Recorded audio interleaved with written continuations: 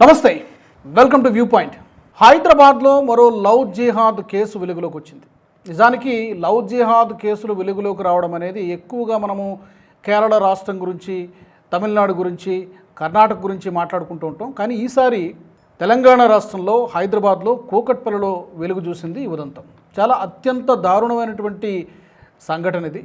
నిజానికి తెలంగాణ రాష్ట్రంలో కాదు, ఆంధ్రప్రదేశ్లో కూడా పదుల సంఖ్యలో కేసులు నమోదయ్యాయి. ఇలాంటి విషయాల్లో చాలా సందర్భాల్లో ఏం జరుగుతుందంటే పోలీసుల వరకు కేసులు రావు, చాలా వరకు మీడియాలో రిపోర్ట్ కావు. ఎందుకంటే మోసపోతున్నది హిందూ మహిళలు, లేకపోతే హిందూ యువతలు.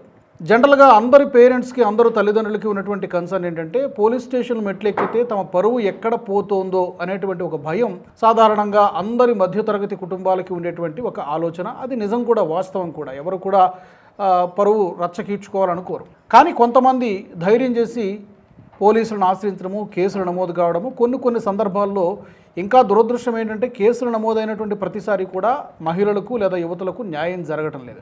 సరే, కమింగ్ టు దిస్ కేస్ పర్టికులర్గా ఈ కూకట్పల్లిలో జరిగినటువంటి ఉదంతం గురించి బ్రీఫ్గా చెప్తాను. యాక్చువల్గా దీని మీద ఒక సెపరేట్ డిస్కషన్ కూడా చేయడం జరిగింది. ఆ లింక్ కూడా మీకు డిస్క్రిప్షన్లో ఇస్తాను.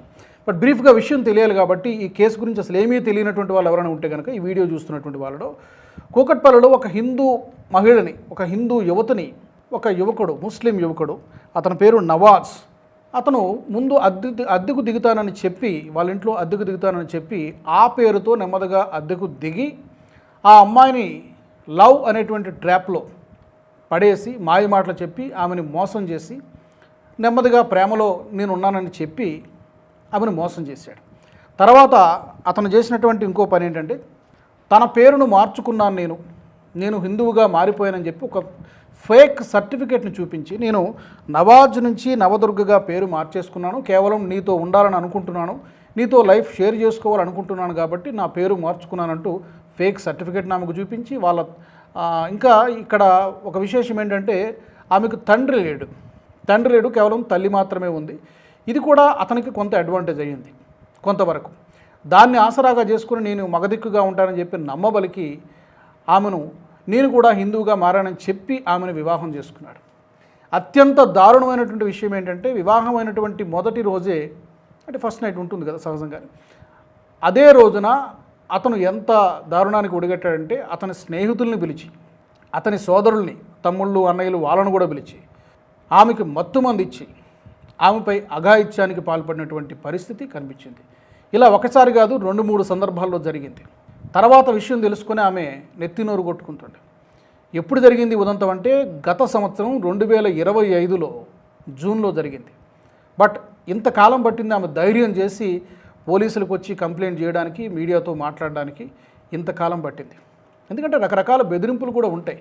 చెబితే ప్రాణం తీసేస్తానని, లేకపోతే మీ ఫ్యామిలీ మెంబర్స్లో ఎవరిని బ్రతకనివ్వనని, ఇలా రకరకాలుగా వాళ్ళని బెదిరించి చేస్తూ ఉంటారు. ఇలాంటి కేసుల గురించి మనం గతంలో చాలా సందర్భాల్లో మాట్లాడుకున్నాం.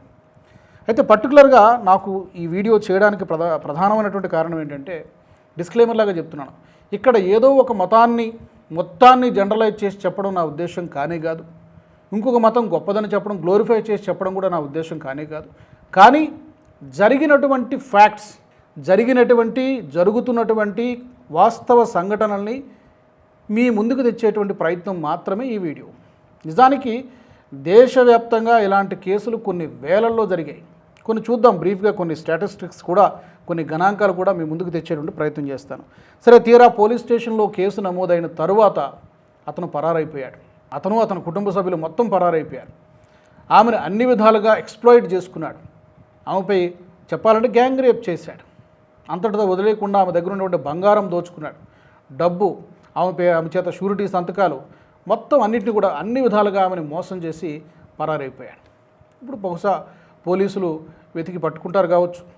కానీ పట్టుకోవడం విషయం కాదు, అలాంటి వాళ్ళకి వేసేటువంటి శిక్ష ఎంత కఠినంగా ఉండాలంటే, మరొకసారి భవిష్యత్తులో ఎవడైనా ఎలాంటి తప్పు చేయాలంటే 1కి 10 సార్లు ఆలోచించాల్సినటువంటి పరిస్థితి ఉండాలి. ఆ విధంగా కఠినమైనటువంటి శిక్షలు ఉంటేనే ఇలాంటి సంఘటనలు పునరావృతం కావు. ఒకసారి చూద్దాం మనం. బేసిక్గా ఇలాంటి ఇంకెంతమంది యువతులు బలి కావాలి? Number 1 question. ఇంకెన్ని కేసులు నమోదు కావాలి? నెంబర్ 2, అసలు దీనికి పరిష్కారం ఏంటి, ఉందా లేదా? లేకపోతే పరిష్కారం అనేది లేకపోతే ఇది నెవర్ ఎండింగ్ సీరియల్ లాగా జరుగుతూనే ఉంటుంది. ఇలాంటి సంఘటనలు జరుగుతున్నప్పుడల్లా ఏదో ఆవేదనతో మీరు 4 మాటలు చెప్పడం, మీరు చూస్తూ ఉండడం జరుగుతూనే ఉంటుంది. అసలు దీనికి బాధ్యత ఎవరిది, ఎక్కడ తప్పు జరుగుతోంది, దీన్ని ఆపడం ఎలా అనేటువంటి విషయాలకు సంబంధించి మనము కొన్ని మాట్లాడదాం. అసలు టాప్ 10 కేసులు భారతదేశంలో ఇంతవరకు మనం చూస్తే కేరళలో 2016లో ఒక సంఘటన జరిగింది. హిందూ యువతి అఖిల అశోకన్ అనేటువంటి ఒక యువతిని ఇస్లాం మతంలోకి మారి షఫీన్ జహాన్ అనేటువంటి అతన్ని వివాహం చేసుకుంది. ఆ తర్వాత ఈ కేసుని NIA వరకు కూడా వెళ్ళింది. చాలా పెద్ద కేసు ఇది, కేరళలో జరిగింది. నిజానికి కేరళ ఇలాంటి ఉదంతాలకు ఒక హబ్ లాంటిది. కొన్ని వేల సంఖ్యలో హిందూ యాక్టివిస్టులు చెప్పినటువంటి లెక్క ప్రకారం చూస్తే సుమారుగా 16,000 కేసులు నమోదయ్యాయి. అందులో ఇంకా మరొక 15,000 కేసులు జరిగి ఉంటాయి, కానీ అది నమోదు కాలేదు. ఎందుకంటే అందరూ పోలీస్ స్టేషన్ వరకు వచ్చేటువంటి సాహసం చేయరు. కేరళలో చాలా ఎక్కువ జరుగుతూ ఉంటాయి ఇలాంటి లవ్ జిహాద్ కేసులు. మనం చూసే ఉంటారు, మీకు కూడా గుర్తుండే ఉంటుంది. లవ్ కేరళ స్టోరీ సినిమా వచ్చింది, దానిపైన కొంత పొలిటికల్ రగడ కూడా జరిగింది. కేవలం ఒక వర్గాన్ని మాత్రమే టార్గెట్ చేస్తున్నారు, ముస్లింలు మాత్రమే చెడ్డ వల్ల, మంచి చెడు అన్ని చోట్ల ఉంటాయి కదా అని చెప్పేటువంటి ప్రయత్నం, దాని మీద కొంత పొలిటికల్ రగడ రాజుకుంది. ఓకే, ఈ మధ్యన పార్ట్ 2 కూడా వచ్చింది. తర్వాత కేరళ ప్రభుత్వం సుమారు 90 కేసుల్ని NIAకి కూడా పంపించింది, ఇలాంటి లవ్ జిహాద్ కేసులు. తర్వాత గ్వాలియర్లో ఒక కేసు జరిగింది 2026లోనే. అక్కడ కూడా సమీర్ ఖాన్ అనేటువంటి వ్యక్తి నకిలీ పేరు పెట్టుకొని, రవి ఠాకూర్ అనేటువంటి నకిలీ పేరు పెట్టుకొని ఒక విడోని మోసం చేసి వివాహం చేసుకున్నాడు. ఆ తర్వాత ఫిర్యాదు చేస్తే అతను అరెస్ట్ అయ్యాడు. అరెస్ట్ అయినటువంటి ప్రతిసారి కూడా న్యాయం జరుగుతుంది అనుకుంటే పొరపాటు. చాలా సందర్భాల్లో ఏం జరుగుతుందంటే అతను ఒక వారం రోజులు, 4 రోజులు, 5 రోజులు జైల్లో ఉండి ఆ తర్వాత అతను ఏదో ఒక ఇన్ఫ్లుయెన్స్ ఉపయోగించి బయటకు వచ్చేస్తున్నాడు. మళ్ళీ తన మోసాలు తను కంటిన్యూ చేస్తూనే ఉంటాడు. ఇది రొటీన్ అయిపోవడం వలనే ఈ కేసులు ఇన్ని వేల సంఖ్యలో నమోదవుతున్నాయి. తర్వాత సూరత్లో ఒక కేసు జరిగింది, అది కూడా 2026లోనే జరిగింది. ఒక NRI ఒక హిందూ మహిళను ప్రేమలో పడేసి సౌదీ అరేబియాలో మత మార్పిడి చేసి వివాహం చేసుకున్నాడు. ఆ తర్వాత ఆమె దగ్గర సుమారుగా ₹1 కోటి కొట్టేశాడు. ఒకటి, తప్పుడు తమ ఐడెంటిటీని దాచి వివాహం చేసుకోవడం. కొన్ని సందర్భాల్లో ఏమవుతుందంటే వివాహం చేసుకుని ఈమెను మతం మారమని బలవంతం చేయడం, బలవంతపు మత మార్పిడి. ఇంకొన్ని దురదృష్టకరమైనటువంటి సంఘటనలో ఏం జరుగుతుందంటే మతం మార్చేసి గల్ఫ్ కంట్రీస్లో సెక్స్ స్లేవ్స్గా, బానిసల్లాగా అమ్మేసినటువంటి పరిస్థితులు ఇంకా చాలా ఉన్నాయి. కొద్ది రోజుల కిందటే మనం ఒక మొనాలిసా భోన్స్లే ఆ కుంభమేళా జరిగినప్పుడు ఏ విధంగా అయితే ఆమె పాపులర్ అయిందో, ఆ తర్వాత ఆమె మోడల్ అయింది, 1-2 సినిమాల్లో చేసింది. ఆమె ఒక ప్రేమ వివాహం అంటూ ఒక ముస్లిం యువకుడిని వివాహం చేసుకుంది. అది కూడా వివాదాస్పదంగా మారింది. ఆమె తండ్రి స్వయంగా ముఖ్యమంత్రికి అభ్యర్థించుకున్నాడు, నా కూతురు మోసపోయింది, ఆమెను ట్రాప్ చేసి వివాహం చేసుకున్నారు, ఇది లవ్ జిహాద్ కేసు అని చెప్పి ఆమె తండ్రి కూడా మీడియా ముందుకు వచ్చి తన గోడు వెళ్ళబోసుకున్నటువంటి పరిస్థితి. ఆమెకు సపోర్ట్ చేస్తూ ఇది లవ్ జిహాద్ కేసే అంటూ ఒక సుప్రీంకోర్టు అడ్వకేట్ కూడా, ఒక లేడీ, ఆమె కూడా ముస్లిం, ఆమె కూడా లేడీ, నేను దీని బండారం బయట పెడతా, దీని వెనక ఎవరుందో, దీని నెట్వర్క్ ఏంటో, ఇతను సిరియాకి ఆమెను తరలించడానికి, సిరియాలో ISIS ఉగ్రవాద సంస్థ ఉంది, అక్కడికి తరలించి ఈమెను ఒక ఉగ్రవాదిలాగా, మహిళా ఉగ్రవాదిలాగా మార్చేటువంటి కుట్ర జరుగుతోంది. ఇప్పటికే పాస్పోర్ట్లు, వీసాలు ఇవన్నీ కూడా ఏర్పాటు చేసుకుంటున్నారని చెప్పి ఆమె సంచలన ఆరోపణ కూడా చేసింది అడ్వకేట్, సుప్రీంకోర్టు అడ్వకేట్. సో ఇలాంటి కేసులు చెప్పుకుంటూ పోతే చాలా ఉన్నాయి. కర్ణాటకలో ఒకటి జరిగింది, ఒక జిమ్ ట్రైనర్, ఈ మధ్య జిమ్ పేరుతో కొంతమంది కోచ్లు రావడం, అక్కడ కూడా ఈ లవ్ జిహాద్ కేసులు బయటపడుతున్నాయి. మేరట్లో ఒక కేసు జరిగింది యూపీలో. తర్వాత రాజస్థాన్ ప్రతాప్గఢ్లో కూడా ఒక కేసు జరిగింది. నకిలీ పేరు ఉపయోగించి ఒక హిందూ యువతతో సంబంధం పెట్టుకుని ఆ తర్వాత బ్లాక్మెయిల్ చేసి ఆమెతో పర్సనల్గా ఉన్నటువంటి ఫొటోస్ని, వీడియోస్ని బయటపెట్టి నేను చెప్పిన మాట వినకపోతే ఇవన్నీ కూడా నేను సోషల్ మీడియాలో పెట్టేస్తానని చెప్పి ఆమెను బెదిరించడం. ఇలాంటి ఉదంతాలు మహారాష్ట్ర సోలాపూర్లో కూడా ఒక కేసు జరిగింది. 13 ఏళ్ల బాలికలు, మరీ దారుణం ఇది, ప్రేమ పేరుతో మోసం చేసి ఆ తర్వాత అది కూడా పోలీస్ స్టేషన్కి ఎక్కినటువంటి పరిస్థితి. ఇలాంటి కేసులు కొన్ని వందలు వేల సంఖ్యలో నమోదవుతున్నాయి. ఆ స్టేట్ ఈ స్టేట్ అని లేదు. ఒకసారి నెంబర్స్ కూడా మనం చూస్తే రాష్ట్రాల వారీగా నెంబర్లు ఒకసారి చూస్తే మనకి మధ్యప్రదేశ్ రాష్ట్రంలో సుమారుగా 283 కేసులు నమోదయ్యాయి. ఏది 2020 నుంచి 2025 వరకు 5 సంవత్సరాల కాలంలో ఇవి నమోదైనటువంటి కేసులు. నమోదు కానివి ఇంకా చాలా ఉంటాయి. ఉత్తరప్రదేశ్లో దాదాపుగా 100కు పైగా కేసులు, అది కూడా 2021 నుంచి టిల్ టుడే. కర్ణాటకలో కూడా ఒక 50కి పైగా కేసులు నమోదయ్యాయి.